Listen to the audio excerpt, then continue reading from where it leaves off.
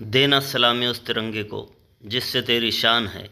देना सलामी उस तिरंगे को जिससे तेरी शान है। सर हमेशा ऊंचा रखना उसका जब तक दिलों में जान है, जब तक दिलों में जान है।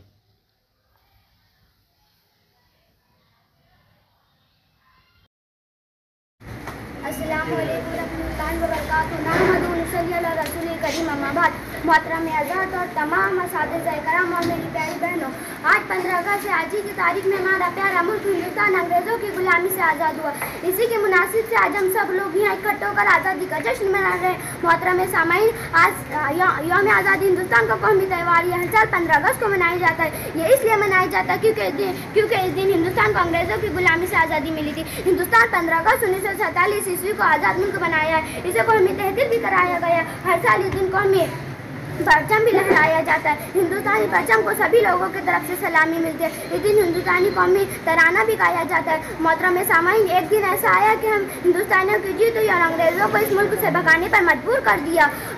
इसके बाद से पूरा मुल्क हर साल 15 अगस्त को आज़ादी का जश्न मनाता है। बहरहाल अपनी तकरीर का इख्तितामी शेर के साथ खत्म करती हूँ। देना सलामी इस तिरंगे को, देना सलामी इस तिरंगे को जिससे तेरी शान है। सर हमेशा ऊंचा रखना इसका जब तक दिलों में जान है, इसका जब तक दिलों में जान है। जय हिंद, सलाम।